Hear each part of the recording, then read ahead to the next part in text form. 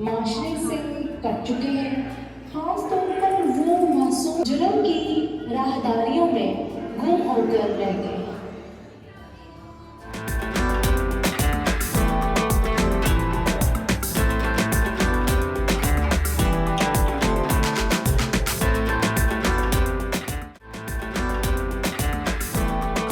बिस्मिल्लाहिर्रहमानिर्रहीम।